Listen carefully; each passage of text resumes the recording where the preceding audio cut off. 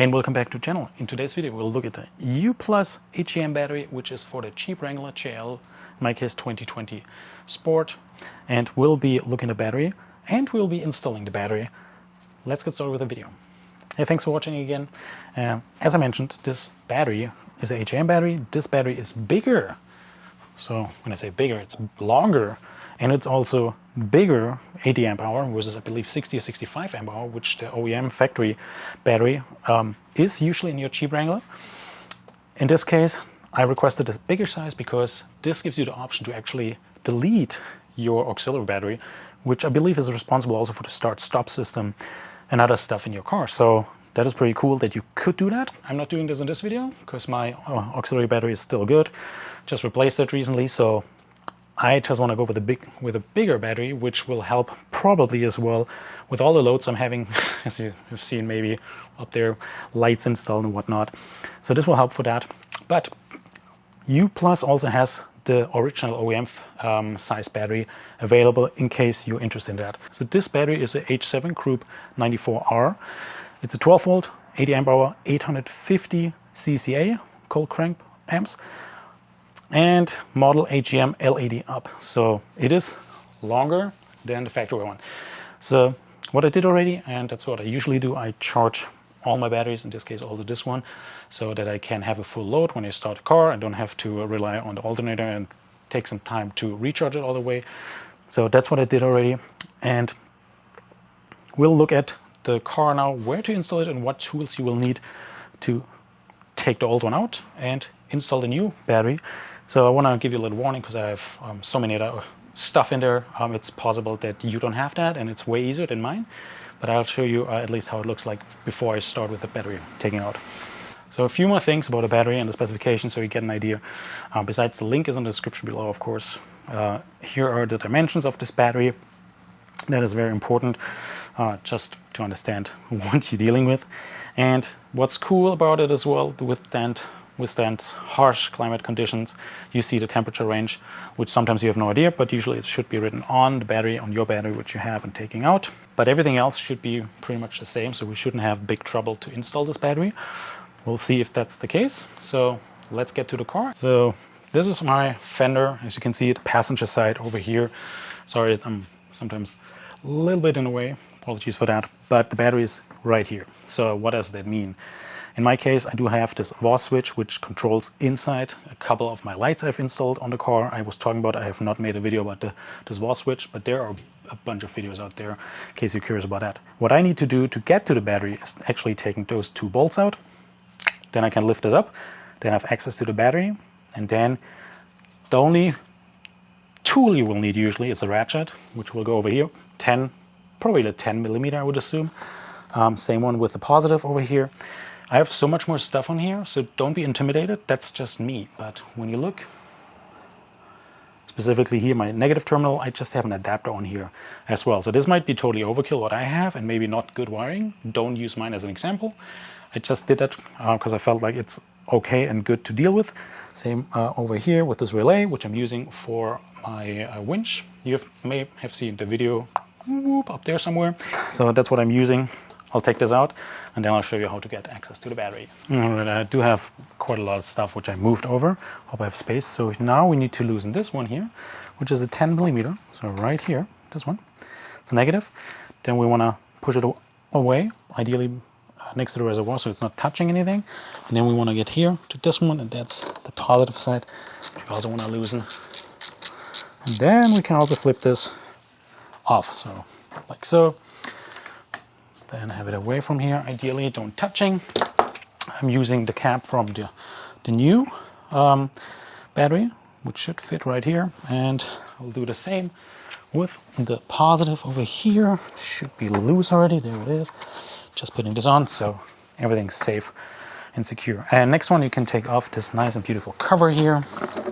For you, it will be easier. For me, because of all this stuff here, might be a little bit more tricky.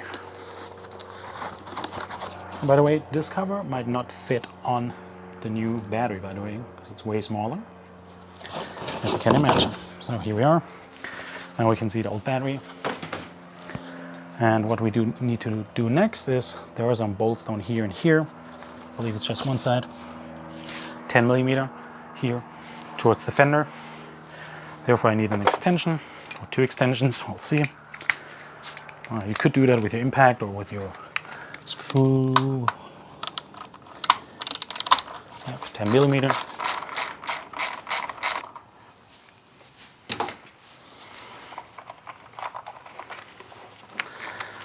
There we go. That's the bracket. So you can see it does push the battery down. Take that out.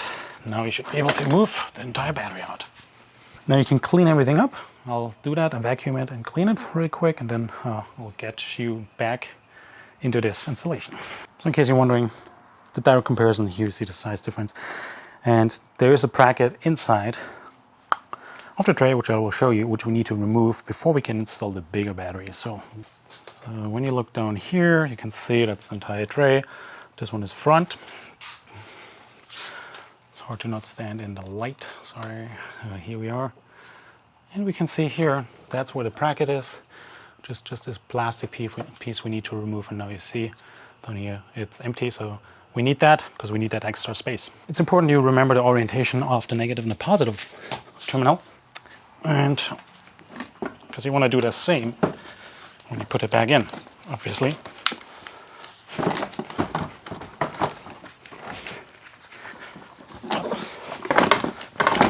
There we go. And when you do that, you have to push it all the way over there and all the way here. But there's not a lot of movement anymore. So what happened, we will utilize the entire tray space basically. So that means the entire length almost. So all my wires which I have on the side, I have to try to figure out where I can stick them in. But that's pretty much it. The most important for me will be that I can install a wall switch again on top. And that shouldn't be a problem at all because it's the same height. That's pretty much it. So now we need to connect those ones here. First, I would recommend to tighten the bracket down here again, making sure everything is really tight and not moving around. Very important because that's a heavy battery. And remember the orientation, very important. It needs to push it down basically so that we are able to keep the battery in there. Ideally, you have a light. I'll get my light now set up and then I can continue. All right, so I was able to tighten this all the way down here. Worked well. Now I connected the positive. I thought I was recording, guys. Sorry, I didn't. I put it back in, first the positive side. I did tighten this down all the way. Made sure that everything is connected, wiggled around. It's not moving, it's not going anywhere. And now I realized I can't connect it over here to the negative. That's just because of the reason over here, because I have zip ties over here, so I'll have to take them off, so I'm able to move it further. All right, now I have enough slack and I can just connect it. You might get a little spark because now everything will be back connected to the car battery. So that means don't do that. Okay, let's see. As long as there's no movement here on this one anymore. Good, it's just a bracket over here. Now we have everything connected. Now you should test it out if everything works before you finish everything up, just to make sure all is good. So that means for me, I'll check with my lights, I'll start the car. And let's do one thing especially. I want to see the voltage outside, what we have right now, and then see what the car measures. So now you can see it hopefully. So let's go and measure it. You can hear the lights, they're pulling something. So right now we can see we are at 12.63. Full battery is at 12.8, I would believe, because we have some lights already working on it, and because I opened the car, that's why everything got kind of activated. So right now we're in a good position to actually test more stuff. So I'll do that now before I wrap it up. Oh, and of course you want to see more.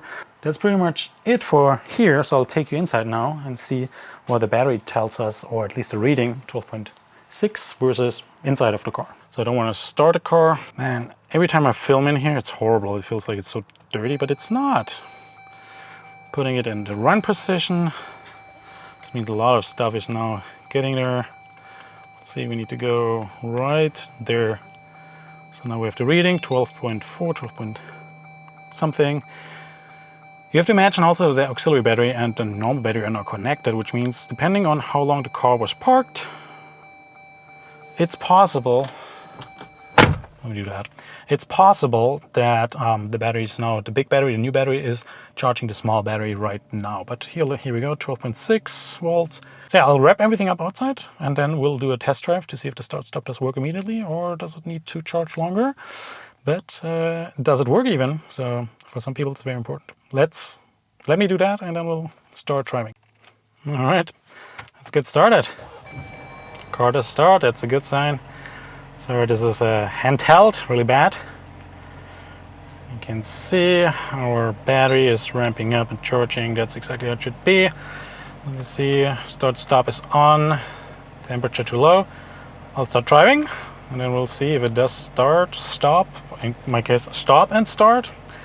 So let's start driving and heating up the engine. Now it tells us battery charging. Nice, temperature reached, but let's continue. All right, so I tested it. I was not successful, but it was still charging. So I showed you 2 clips where it was still charging. Unfortunately, I was not able to get it in a short circuit and driving around the block and getting gas and stuff like that to get it fully charged.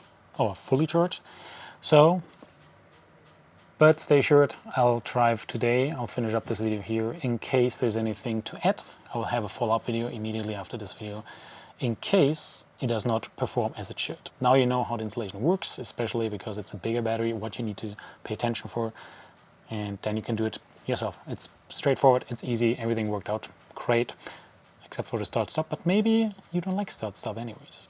Still, it should function properly. So I assume it does work properly. If not, as mentioned, I will do a follow-up right after this video, link it to this video. Make sure that all the information is there you need. For now, I think everything works out. All my lights, accessory, everything else works. So thumbs up for this brand. Thanks for watching and subscribe to the channel so you don't miss on if there's a follow-up video. Thanks for watching. Cheers!